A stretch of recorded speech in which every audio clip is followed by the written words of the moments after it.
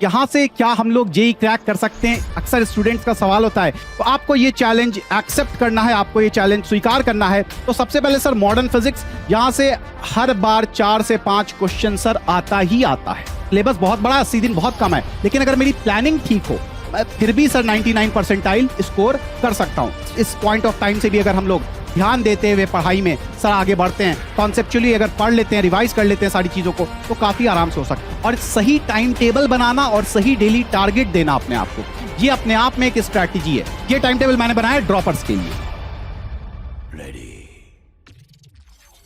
Hello everyone, welcome to this strategy video. तो sir अभी से लगभग हम लोगों के 80 दिन के आसपास बच रहे हैं जब हमारा जेई का पहला अटेम्प्ट होने वाला है।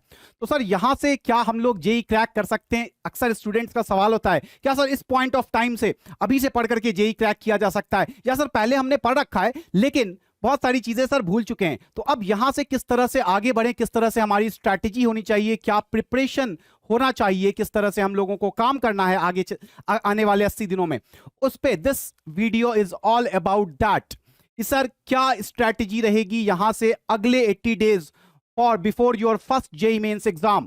तो सर इसी पे पूरा बात करेंगे, पूरा एनालिसिस करेंगे और किस तरह से सर हम लोग जेई क्रैक कर सकते हैं। तो this video is aptly title as 80 days challenge. तो आपको ये चैलेंज एक्सेप्ट करना है, आपको ये चैलेंज स्वीकार करना है और जेई क्रैक करना, और जिसमें हम लोग अभी देखेंगे कि सर किस तरह से इसको बड़ी आसानी के साथ, बहुत आसानी के साथ सर इसको किया जा सकता है, पूरा किया जा सकता है। तो चलिए स्टार्ट करते हैं ये video without any further delay. तो कुछ टू डू लिस्ट है, इस पे हम लोग बाद में चर्चा करेंगे, बाद में बात करेंगे।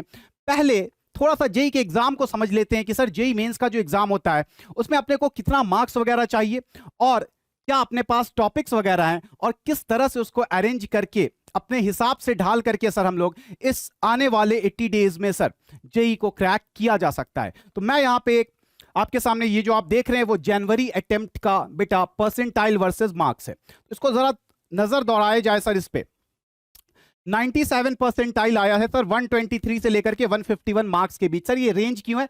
क्योंकि सर अलग अलग जो आपका डेट था एग्जाम का, अलग अलग दिन, अलग अलग सेशन का अलग अलग परसेंटाइल। किसी किसी सेशन में सर 123 मार्क्स पर 97 परसेंटाइल आ गया, किसी सेशन में 151 मार्क्स पर 97 परसेंटाइल आया। दैट डिपेंड्स ऑन कि भैया किस सेशन में कैसा पेपर का लेवल था। कभी आसान था तो सर कट ऑफ नीचे चला गया, कभी भारी था, सॉरी आसान था तो कट ऑफ ऊपर चला गया, भारी था तो कट ऑफ नीचे आ गया। ठीक, तो कहने की बात यह है कि सर 97 परसेंटाइल मतलब मिनिमम किसी भी सेशन में जो आया है वो 123 मार्क्स पे 97 परसेंटाइल आया है, और जो सबसे आसान पेपर था जिस सेशन में सर वहां पे 151 मार्क्स पे 97 परसेंटाइल आया। तो ये पूरा डेटा है। एक बार नजर दौड़ाते हैं सर 99 परसेंटाइल, क्योंकि अपना टारगेट होना चाहिए सर कम से कम 99 percentile. So we are targeting 99 percentile. तो 99 परसेंटाइल पे एक बार जरा नजर दौड़ाई जाए तो सर 163 से लेकर के 192, इसमें भी मैं आपको बता दूं 192 एक सेशन में गया था, बाकी 2 सेशन ऐसे थे जिसमें 189 187 गया था, और जो रेस्ट ऑफ द सेशन थे उसमें 163 165 168 172 175 ये था आपका डिफरेंट सेशंस में 99 परसेंटाइल का मार्क्स। ठीक है, तो अगर मैं इसकी बात करूं सर 99 परसेंटाइल की बात करूं सर, तो मतलब मैं एवरेज मान के चल लेता हूं कि बेटा हम लोगों को 170 से 180 मार्क्स के आसपास लाना है। कितना लाना है सर? 170 से 180 मार्क्स के आसपास लाना है। 300 का एग्जाम है, तो अगर मैं 99 परसेंटाइल चाहता हूं जिससे कि मुझे अच्छे एनआईटीज वगैरह में एडमिशन मिल जाए सर, तो उसके लिए 170 से 180 मार्क्स के आसपास आपको लाना पड़ेगा। ठीक है, तो 170 से 180 मार्क्स की बात करें तो आपके पास बेटा 3 सब्जेक्ट है, फिजिक्स केमिस्ट्री मैथ्स, राइट, जिसमें मैथ्स का पेपर पिछले मैं कुछ सेशन की बात करूं थोड़ा सा टफ आ रहा है, फिजिक्स का पेपर सर थोड़ा आसान आ रहा है, थोड़ा क्या बल्कि फिजिक्स का पेपर काफी आसान आ रहा है, और साथ ही साथ केमिस्ट्री भी आसान आई है 2023 की मैं बात करूं।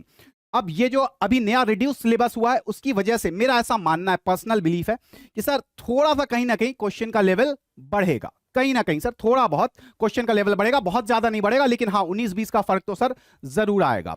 बट हैविंग सेड दैट, अगर वो फर्क आता भी और क्वेश्चन का लेवल अगर टफ हो भी जाता है, still in that case sir cut off गिर जाएगी, सिंपल सी बात है। तो अपना टारगेट सर 170 से 180 मार्क्स का होना चाहिए सर 99 परसेंटाइल के लिए। बाकी आप और भी देख पा रहे हैं 99.5 परसेंटाइल के लिए क्या रेंज था अलग अलग सेशन में, और उसी के साथ साथ सर 99.9 परसेंटाइल के लिए क्या रेंज था। तो मैं यहां पे बात कर रहा हूं कि sir on an average 99 percentile का अगर आप यहां से भी टारगेट लेकर के चलते हैं तो sir that is very much achievable, बहुत हद तक उसको आप अचीव कर सकते हैं। दिक्कत की समस्या की कोई बात नहीं, किस तरह से अचीव कर सकते हैं अब उस पर हम लोग बात करते हैं। तो एक बार जैसे मैं फिजिक्स की बात करूं, ठीक, तो सर आपको लाना कितना है, आपको on an average sir her subject में 60 मार्क्स लाने हैं, 60 मार्क्स, राइट।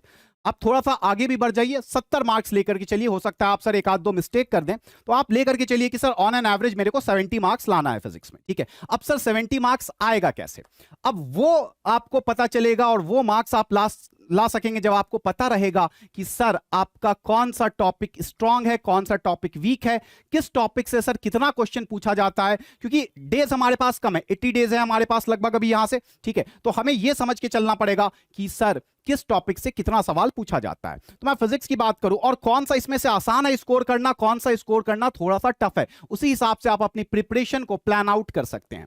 तो सबसे पहले सर मॉडर्न फिजिक्स, यहां से हर बार 4 से 5 क्वेश्चन सर आता ही आता है, आता ही आता है 4 से 5 क्वेश्चन। इसमें आपके सर एटम्स वाला चैप्टर हो गया, न्यूक्लियाई वाला चैप्टर हो गया, फोटो इलेक्ट्रिक इफेक्ट वाला चैप्टर हो गया, राइट। इन सब चैप्टर की बात करें तो ये सारे चैप्टर सर काफी आसान माने जाते हैं, सारे चैप्टर सर काफी आसान माने जाते हैं। इसमें से मोस्टली आपके फॉर्मूला बेस्ड चैप्टर्स हैं, जिसको कि आप फॉर्मूला याद करके और हूबहू सर फॉर्मूला पे बेस्ड क्वेश्चन आता है। तो ये 4 से 5 मार्क्स ये काफी इजी है, इजी ही नहीं सर वेरी इजी। मैं चूंकि I being a teacher of physics, तो मैं फिजिक्स को एनालाइज करके आपको दिखाऊंगा, सेम एनालिसिस आप केमिस्ट्री और मैथ्स में भी सर कर सकते हैं। उसके बाद जो नेक्स्ट है सर हीट एंड थर्मोडायनेमिक्स से 2 से 3 क्वेश्चन आता है। हीट एंड थर्मोडायनेमिक्स में से बहुत सारी चीजें आप केमिस्ट्री में भी पढ़ते हैं, तो चूंकि दोनों जगह ये कॉमन है, बहुत सारी चीजें इनमें से, तो सर इसको आप पढ़ सकते हैं और काफी आसान टॉपिक होता है सर ये, तो ये भी सर वेरी इजी, ठीक। अब इसके बाद बात करें सर ऑप्टिक्स की, 3 क्वेश्चन ऑप्टिक्स से आता है। मैकेनिक्स से लगभग 5 से 6 सवाल आता है, और मैकेनिक्स से जितने भी सवाल आजकल आ रहे हैं बेटा वो काफी आसान आ रहे हैं। जब मैं मैकेनिक्स की बात कर रहा हूं तो मैं kinematics, motion in a straight line से लेकर के रोटेशन, क्योंकि वो कंप्लीट चेन है, उसमें से आप छाट नहीं सकते हैं कि sir Newton's law of motion से एक क्वेश्चन आएगा या फ्रिक्शन से एक क्वेश्चन आएगा, वो उस पूरे चेन में से सर कहीं से भी 5-6 क्वेश्चन मिला करके पूछा जा सकता है, ठीक है। तो देखो मैं ये सजेस्ट करता हूं कि सर मैकेनिक्स आप लोग पढ़ के जाइए, क्योंकि बहुत आसान क्वेश्चन आता है, और आपने मैकेनिक्स कंप्लीट कर ली, काफी आसान है सर। तो सर इसको मैं वेरी इजी तो नहीं बोलूंगा, क्योंकि बहुत सारे लोगों को ये टफ भी लग सकता है, ठीक है, ये अपनी पर्सनल चॉइस है, ठीक। फिर भी इसको मैं इजी टू मॉडरेट में रख सकता हूं सर। तो देखो 70 मार्क्स अपने को लाना है, फॉर एग्जांपल फिजिक्स की मैं बात कर रहा हूं तो 70 मार्क्स अपने को लाना है, 70 मार्क्स लाना है, यानी कि सर अपना लगभग मैं मान के चलूं तो सर 17 से 18 सवाल सही होना चाहिए, 17 से 18 सवाल। अब तुमको अगर पता है कि सर किस चैप्टर से कितने सवाल आ रहे हैं, तो तुम अपने हिसाब से एक प्लान बना सकते हो, ठीक है। फिर बात करें सर करंट इलेक्ट्रिसिटी की, तो 2 सवाल इससे आता है, ये भी मॉडरेट रहता है सर, इससे भी हम काम कर सकते हैं। ऑप्टिक्स अपना अपना पर्सनल प्रेफरेंस है, ऑप्टिक्स किसी को बहुत भारी लगता है, किसी को बहुत आसान लगता है, तो मैं ऑप्टिक्स की बात ही नहीं कर रहा हूं। चलो इलेक्ट्रोस्टैटिक्स और कैपेसिटर, ये भी सर लोगों को भारी लगता है, कुछ लोगों को आसान लगता है, तो मैं इसकी भी बात नहीं करता हूं, चलिए इसको भी हटा दीजिए सर, ठीक। फिर बचा सर मैग्नेटिज्म, ये वाला पार्ट सर आसान होता है, तो मैग्नेटिज्म से सर इसको मैं मॉडरेट लेवल में रख सकता हूं, यहां से 2 सवाल सर आता ही आता है अपने को।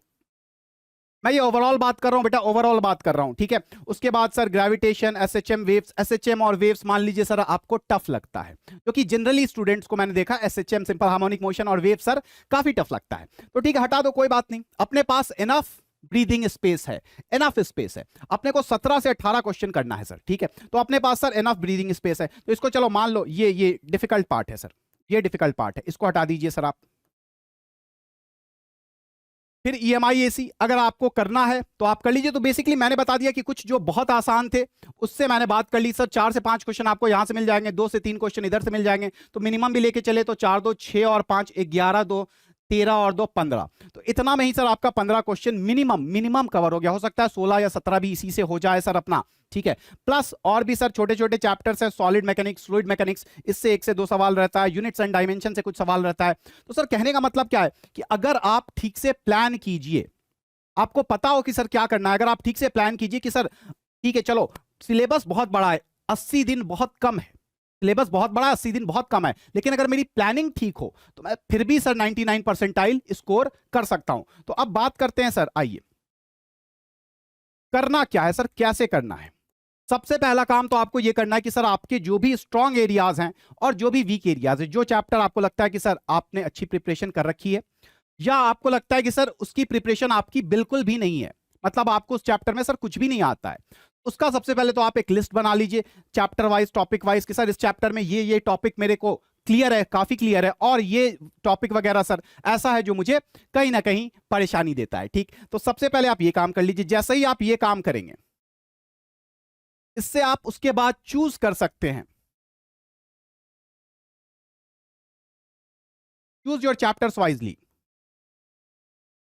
उसके बाद सर अब आप अपना चैप्टर चूज कर सकते हैं कि सर आपको किस चैप्टर को पढ़ना है और किस चैप्टर को छोड़ना है। ठीक है, वैसे मैं एडवाइस नहीं करूंगा छोड़ने का, लेकिन टाइम चूंकि बहुत कम है तो आपको बहुत ढंग से स्ट्रैटेजिकली काम करना पड़ेगा, तभी जाकर के हम लोग 99 परसेंटाइल अचीव कर सकते हैं। और ये अचीव करना बहुत भारी नहीं है, बिलीव मी, 99 परसेंटाइल लाना बहुत ज्यादा भारी नहीं, बहुत ज्यादा भारी कि मैं तो ये बोलूंगा कि सर भारी ही नहीं है, काफी आसान है। अगर आप सही से अभी भी ध्यान दे करके चलते हैं, यहां से भी सर इस पॉइंट ऑफ टाइम से भी अगर हम लोग ध्यान देते हुए पढ़ाई में सर आगे बढ़ते हैं, कॉन्सेप्चुअली अगर पढ़ लेते हैं, रिवाइज कर लेते हैं सारी चीजों को, तो काफी आराम से हो सकता है। तो सबसे पहला काम तो अपने को सर ये करना है कि सर अपना चैप्टर चूज करना है। एक लिस्ट बनाइए कौन कौन सा सर हमारा स्ट्रॉन्ग टॉपिक है, कौन कौन सा वीक टॉपिक है, और उसके बाद सर अपना चैप्टर चूज कीजिए। ठीक है, दूसरी बात, उसके बाद जो भी चैप्टर सर आपने चूज किया है उसमें अब आपको पढ़ाई करनी है, जाहिर सी बात है, अब बिना पढ़े तो होगा नहीं कुछ। सर जो भी चैप्टर आपने चूज किया है उसमें आपको पढ़ना है, कॉन्सेप्ट बनाना है। जो second most important to do part है सर, वो है कि सर आपको अपना कॉन्सेप्ट बिल्डअप करना है और साथ ही साथ उसके काफी सारे क्वालिटी क्वेश्चंस लगाने हैं सर। तो सर कॉन्सेप्ट कहां से बिल्डअप होगा, ये काफी इंपॉर्टेंट पार्ट है यहां से, क्योंकि आपने अब चैप्टर नैरो डाउन कर लिया है कि सर मेरे को इतना चैप्टर पढ़ना है, लेकिन जो चैप्टर बेटा आपने नैरो डाउन किया है वो चैप्टर तो आपको कहीं ना कहीं काफी अच्छे से पढ़ना पड़ेगा। ठीक, उसका कॉन्सेप्ट आपको समझना पड़ेगा और अच्छे से समझना पड़ेगा। तो सर ये कॉन्सेप्ट बिल्डिंग पार्ट आप अपने से कर सकते हो या फिर सर आप किसी क्रैश कोर्स की मदद ले सकते हो। जैसे फॉर एग्जांपल हम लोगों का पीडब्ल्यू का क्रैश कोर्स चल रहा है, जेई अल्टीमेट क्रैश कोर्स, तो आप ये काम सर वहां से भी कर सकते हैं, जहां पे सर आपको सारे के सारे टॉपिक्स आपको सर वहां से समझाए जाएंगे, पूरा कॉन्सेप्चुअली सर बेसिक से लेकर के मेंस लेवल तक का सर सारा कुछ आपको दे दिया जाएगा। तो या आप अपने से कर सकते हैं या फिर आप कोई क्रैश कोर्स कहीं और से भी ले सकते हैं। ठीक है, तो वहां से आप कर सकते हैं। दूसरी बात, उसके बाद सिर्फ कॉन्सेप्ट बिल्डिंग से काम नहीं चलेगा, उसको सर अप्लाई करना पड़ेगा क्वेश्चंस में। तो उसके बाद आपको क्वालिटी क्वेश्चंस भी बेटा प्रैक्टिस करना ही पड़ेगा। अब सर क्वेश्चंस की जहां तक बात है तो सर कहां से क्वेश्चंस प्रैक्टिस करना है, क्या काम करना है, क्योंकि टाइम बहुत कम है सर। आप ये नहीं बोल सकते अभी इस मोमेंट पे कि बेटा जाओ सारा का सारा एचसी वर्मा लगा लो या जाओ सारा का सारा सिंगेज लगा लो, ऐसा नहीं चल सकता है। तो भैया ये जो बात है क्वालिटी क्वेश्चंस की, इसमें भी यू नीड हेल्प। किसकी सर? आप जहां से भी क्रैश कोर्स वगैरह कर रहे हैं या फिर स्कूल कॉलेज, जहां से भी, जो आपको सही ढंग से गाइड कर सके कि भैया आपको कौन कौन से क्वेश्चन करने हैं, या आपको कुछ सिलेक्टेड क्वेश्चन वहां से मिल सके कि सर ये सारे क्वेश्चन अगर आप प्रैक्टिस कर लीजिएगा तो आपका कॉन्सेप्ट काफी स्ट्रांग हो जाएगा। ठीक है, तो ये काम आप वहां से कर सकते हैं। और प्लस इसके साथ साथ आपको क्या करना है सर, पीवाईक्यूज बहुत इंपॉर्टेंट है सर। आपको जहां से जो भी मटेरियल से आप पढ़ रहे हैं वहां से जो आप क्वेश्चन सॉल्व कर रहे हैं वो तो बेटा करना ही करना है। उसके अलावा प्रीवियस ईयर के क्वेश्चन। क्यों सर प्रीवियस ईयर के क्वेश्चन क्यों सॉल्व करना है? क्योंकि बेटा बहुत बार ऐसा हो, देखो कॉन्सेप्ट अगर देखा जाए किसी भी चैप्टर में तो कॉन्सेप्ट लिमिटेड है। जैसे for example if I talk about Newton's law of motion, तो सर ले दे करके कॉन्सेप्ट वही सारा है। F is equal to M A पे बेस्ड क्वेश्चन आएगा, स्ट्रिंग कंस्ट्रेंट पे क्वेश्चन आएगा, वेज कंस्ट्रेंट पे क्वेश्चन जनरली नहीं देखा जाता है, सूडो फोर्स से रिलेटेड क्वेश्चन आएगा, स्प्रिंग फोर्स का कॉन्सेप्ट होता है। तो सर कॉन्सेप्ट चुनिंदा है, लिमिटेड है, उसी क्वेश्चंस पे घुमा फिरा करके, सॉरी उसी कॉन्सेप्ट पे घुमा फिरा करके सर आपको क्वेश्चन पूछा जाना है। तो अगर आप पिछले 8 से 10 साल का पीवाईक्यू लगा लेते हो तो बहुत हद तक उसमें से सारे कॉन्सेप्ट्स पे आपके क्वेश्चंस की अच्छी खासी प्रैक्टिस हो जाएगी सर। ठीक है, तो एक तो आपको अच्छे क्वेश्चंस करने हैं जहां से भी आप गाइडेंस ले रहे हैं, वो जो आपको क्वेश्चन दे रहे हैं, एक तो आपको वो क्वेश्चन करना है और प्लस उसके साथ साथ सर आपको प्रीवियस ईयर का क्वेश्चन करना है। इसके लिए आप पीवाईक्यू की कोई बुक वगैरह खरीद सकते हैं या पीडीएफ वगैरह अवेलेबल है, उसको आप यूज कर सकते हैं। ठीक है, तो ये जो था ये काफी इंपॉर्टेंट पार्ट था बेटा, क्योंकि देखो यहां से अभी सर हम लोगों को अगले 80 दिनों तक पढ़ाई तो करनी है बेटा, और काफी ईमानदारी के साथ, काफी कंसंट्रेशन के साथ, मेहनत के साथ बाकी सारी कामों को छोड़ करके सर पढ़ाई करनी है। अभी से अगर मैं बोलूंगा कि सर अभी से भी आराम से लेथार्जिक वे में अगर पढ़ते चले तो क्या हो जाएगा, तो नहीं, फिर तो बिल्कुल नहीं होगा। तो पढ़ना तो सर है ही, पढ़ना तो सर है ही। तो सबसे पहले अपना स्ट्रांग और वीक सेट तैयार कर लीजिए। आप चूज कर लीजिए कि सर कौन कौन से चैप्टर्स आपको करने हैं, कौन से छोड़ने हैं, और एक बार आपने चूज कर लिया, फिर आप उस चैप्टर में कॉन्सेप्ट बिल्डअप करेंगे, अपना कॉन्सेप्ट समझेंगे, और साथ ही साथ कुछ क्वालिटी क्वेश्चन। अच्छा, यहां पे एक काफी इंपॉर्टेंट बात है कि सर अब अपने पास इतना समय नहीं है कि हर चैप्टर में आप 200 क्वेश्चन कर सकें। We don't have enough time for that. तो भैया आपको ऐसा कुछ चाहिए कि सर 50-60 क्वेश्चन हर चैप्टर में हो, जो 2 से 3 दिन में हम कर सकें, और उसके बाद और वो ऐसे क्वेश्चन हो सर जिससे कि आपका सारा कॉन्सेप्ट क्लियर हो जाए। तो ये मैंने आपको समझा दिया, ये आपको किस तरह से करना है। तीसरी बात सर, टाइम टेबल तैयार करना है बेटा। टाइम टेबल सबको तैयार करना है अपने अपने हिसाब से सर, सबका टाइम टेबल बनेगा, और उसके साथ साथ आपको अपने आप को डेली टारगेट देना है सर। जैसे फॉर एग्जांपल अब आपको सब पता है कि सर यहां से अगर 80 दिन है तो भैया कौन सा चैप्टर कितने दिनों में होना है। तो जैसे फॉर एग्जांपल आपने किसी चैप्टर को, मैट्रिसेस एंड डिटरमिनेंट को सर आपने दे दिया कि सर 2 दिन में अगर इसको करना है या 3 दिन में करना है, तो आपको पता होना चाहिए कि कितना घंटा लगेगा सर, और उतने घंटे में सर आपको वो चीज कर लेनी है। तो ये जो तीसरा पॉइंट है, time table and daily target, this is very very important. और सही टाइम टेबल बनाना और सही डेली टारगेट देना अपने आप को, ये अपने आप में एक स्ट्रैटेजी है। क्यों सर? क्योंकि देखो अभी से, जैसे मेरे वीडियो के बाद हो सकता है बहुत सारे लोग जोश में स्टार्ट तो हो जाए, हाँ सर कर तो सकते हैं, बिल्कुल सही बात है आपकी, लॉजिकल लग रही है बात, तो सर कर तो हम लोग बिल्कुल सकते हैं, लेकिन आप 3 दिन करेंगे, 4 दिन करेंगे, फिर आप कहीं ना कहीं फिर से सुस्त पड़ जाएंगे, ठीक है, फिर से धीमे हो जाएंगे सर। तो अगर आपके पास एक प्रॉपर टाइम टेबल रहेगा और एक हफ्ता आपने उस टाइम टेबल को स्टिक किया, एक हफ्ता उस टाइम टेबल के साथ चले हैं, तो अपने आप आपके बॉडी की आदत हो जाएगी, शरीर की आदत हो जाएगी कि उसके बाद आप, जैसे आपने टाइम टेबल बना लिया कि सर सुबह 9 बजे से पढ़ने बैठना है, तो जैसे ही 9 बजे का तुम्हें लगेगा यार एक हफ्ता से पढ़ते चले आ रहे हैं, तो अगले दिन भी तुम्हें लगेगा, तो फिर आप मिस नहीं करोगे। ये जो होता है ना प्रोक्रेस्टिनेशन कि सर चलो ठीक है बाद में कर लेंगे, वो काम नहीं होगा अगर आपने सही से टाइम टेबल बनाया और उसको स्ट्रिक्टली फॉलो करना स्टार्ट किया। ठीक, तो टाइम टेबल और डेली टारगेट। अब इसके लिए मैं तुम्हें एक छोटा सा टाइम टेबल का एक एग्जाम्पल दे देता हूं सर।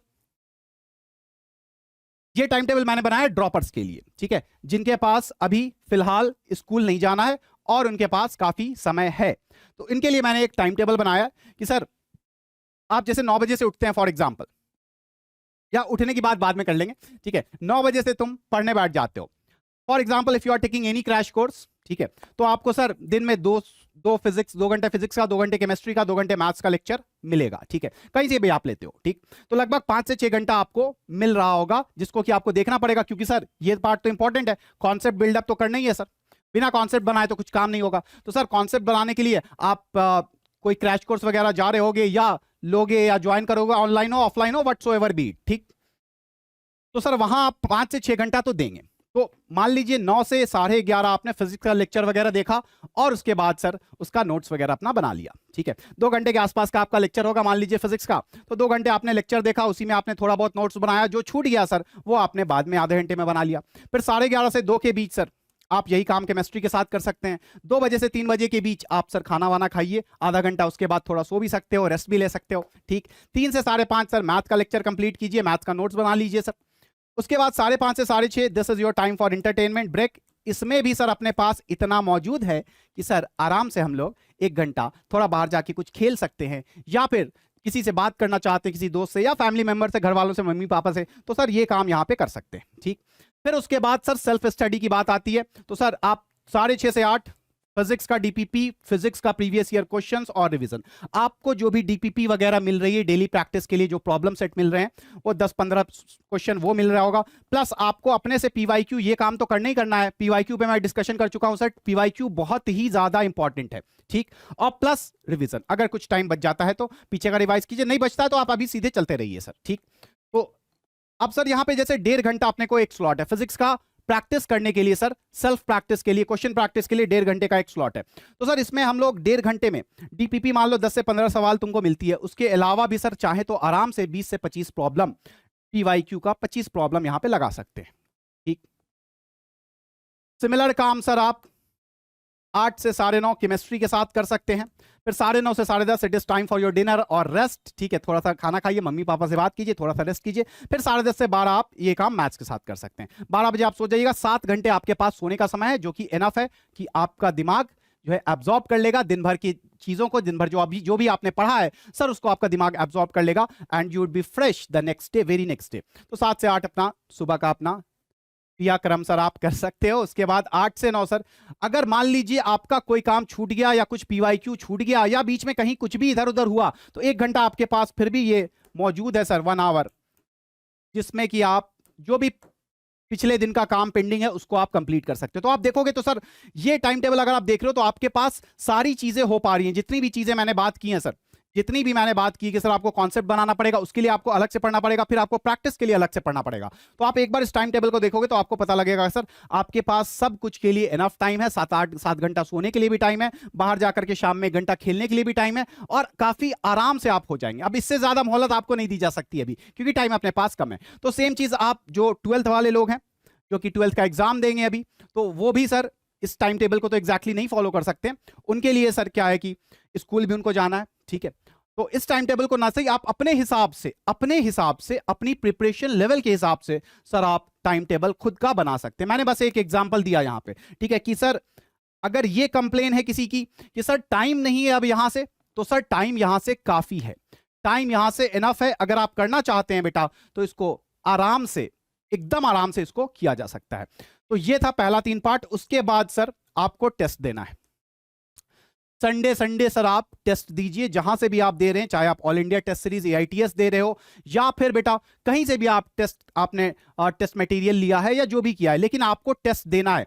टेस्ट देना बहुत इंपॉर्टेंट पार्ट है एग्जाम की प्रिपरेशन का। रीजन बीइंग कि सर अगर हमें आदत नहीं होती है टेस्ट देने की तो सिचुएशन, उस 3 घंटा का जो सर प्रेशर वाला सिचुएशन होता है जब हम डायरेक्टली जेईई मेंस के एग्जाम में कूद जाते हैं, तो सर वहां पे जाते के साथ ही हमारे हाथ पांव फूलने लगते हैं, हाथ पांव सुन हो जाते हैं कि सर अब करे क्या, क्यों, क्योंकि आदत नहीं है ना, उतना प्रेशर झेलने की आदत नहीं है। तो अगर आप टेस्ट देते रहिएगा यहां से, ठीक है, आपके पास काफी समय है, आप हर संडे को एक टेस्ट दीजिए, हर संडे को एक टेस्ट दो भैया, 3 घंटे का एक टेस्ट हर संडे को दो, तो भैया अगले 80 दिनों में तुम्हारे पास लगभग कम से कम भी तो 10 से 12 टेस्ट का अच्छे से आपको एक्सपीरियंस मिल जाएगा, प्रैक्टिस हो जाएगी, तो सर वो प्रेशर वगैरह खत्म हो जाएगा। अब देखो प्रेशर से होता क्या, तुम्हें अभी लग रहा होगा यार प्रेशर तो बहुत छोटी सी चीज है, चलो ठीक है 5 मिनट ही तो सही, शुरू के 5 मिनट लगता है यार, अगर पहली बार एग्जाम में बैठे हैं तो शुरू के 5 मिनट तो सर लगता है, ठीक है, सर वो 5 मिनट काफी कीमती होता है, मैं आपको बता दूं सर वो 5 मिनट काफी कीमती होता है। वो 5 मिनट अगर आपने वेस्ट कर दिया, शुरू का 5 मिनट या शुरू का 5 मिनट आप स्लो डाउन हो गए, आपको पता नहीं है अप्रोच कहां से करें, सर पहले केमिस्ट्री को करना है या पहले फिजिक्स करना है या मैथ्स करना है या पेपर को किस तरह से हैंडल करना है सर, तो ये अगर आपको नहीं समझ में आ रहा है तो आप शुरू का 5 से 10 मिनट बर्बाद करोगे। और अगर आप 10 मिनट बर्बाद कर रहे हो एग्जाम में, मतलब उस 10 मिनट में सर आप 3 से 4 क्वेश्चन कर सकते थे, ठीक, 3 से 4 क्वेश्चन का मतलब है कि सर आप आराम से 12 से 15 मार्क्स इधर उधर हो गया। और 15 मार्क्स जेईई मेंस के एग्जाम में सर बहुत बड़ी चीज होती है, बिलीव मी, 15 मार्क्स जेईई के एग्जाम में सर बहुत ही बड़ी चीज होती है, ठीक है। तो सर टेस्ट देना आपके लिए काफी आवश्यक है, अनिवार्य है, मैं तो एक तरह से कहता हूं एकदम मस्ट है भाई, ठीक। और 5वीं चीज कि साथ में सर आपको पीछे का रिवाइज करते चलना, क्योंकि 80 दिन भी काफी हैं, 80 दिन भी काफी है। पहले दिन जो पढ़ोगे वो 60 दिन के बाद, 2 महीना के बाद सर कहीं ना कहीं भूल जाओगे। तो सर आपने जो टाइम टेबल दिया उसमें तो टाइम ही नहीं मिल रहा है रिवाइज करने का, सर रिवाइज कहां से करें। तो बेटा सिंपल सी बात है, जब आप नोट्स बना रहे हैं, ठीक है, जब मैं टाइम टेबल की बात करता हूं तो सर आप नोट्स बना रहे हैं या फिर आपको नोट्स पीडीएफ फॉर्म में मिल रहा है, ऐप पे ही पीडीएफ फॉर्म में आपको नोट्स मिल रहा है, तो that notes is enough for you to just glance back, go through. जो ये आपका टाइम है सुबह का, अगर आप यहां कोई पेंडिंग काम नहीं रखते हैं तो रोज दिन सुबह आप 1 घंटा कुछ ना कुछ रिवाइज करते चल सकते हो पीछे से, ठीक है। तो कहने का मतलब क्या है सर कि आपके पास अभी भी यहां से भी काफी समय है। अगर आप इसको सही से स्ट्रेटेजाइज करके, सही प्लानिंग के साथ मैदान में सर आप अभी भी उतर रहे हो, तो believe me we do have enough time, ठीक है। तो खैर, तो चलिए ये सारा स्ट्रेटेजी आप लोग समझ गए। और ये सारी चीजें मैं एक बार और बता दूं कि सर अगर आपको इन सब में कहीं भी कोई दिक्कत है, चाहे सर आपको क्वेश्चन कहां से लेना है या फिर कॉन्सेप्ट कहां से बनाना है, कहां से, अब चूंकि टाइम बहुत कम है सर, तो कॉन्सेप्ट बिल्डिंग कहां से होगा, किस तरह से होगा, तो ये सारी चीजें सर आप खुद से कर सकते हो या फिर सर किसी भी क्रैश कोर्स वगैरह की मदद ले सकते हो। For just for an example, आप हमारा जेई अल्टीमेट का क्रैश कोर्स, वहां जाकर के भी अपना काम कर सकते हो। वहां से भी सर आपको पूरी की पूरी प्रैक्टिस मिल जाएगी, पूरा कॉन्सेप्ट आपका स्ट्रेंथन हो जाएगा, साथ ही साथ रोज का रोज आपको डीपीपी भी मिलता रहेगा और पीवाईक्यू तो आप साथ में करते रहोगे। तो ये सारा काम आपके लिए काफी आसान हो सकता है इसके थ्रू, या फिर आपकी मर्जी है सर, ऐसा कुछ जरूरी नहीं है कि I mean this is not a selling video, तो ऐसा आप मत समझ लीजिएगा सर। तो आपकी मर्जी है, मैंने बस एक एग्जांपल दिया, और आप कहीं और से भी करना चाहें, लेकिन आपको ये सारे काम तो करने ही करने हैं सर, ठीक है। ये सारा का सारा काम सर आपको क्या है कि बिल्कुल करना है, ठीक। तो that's all for it, that's all about it. और होप कि आप सब लोग मेरी बातों को थोड़ा सीरियसली ध्यान से सोचिएगा। एक बार सोचिएगा तो आपको लगेगा कि यार बात तो सही है, कर सकते हैं, वी कैन डू इट, ठीक है। तो that's all for today, wishing you all the very best. फिर मिलेंगे ऐसे ही किसी वीडियो में, तब तक के लिए बाय बाय।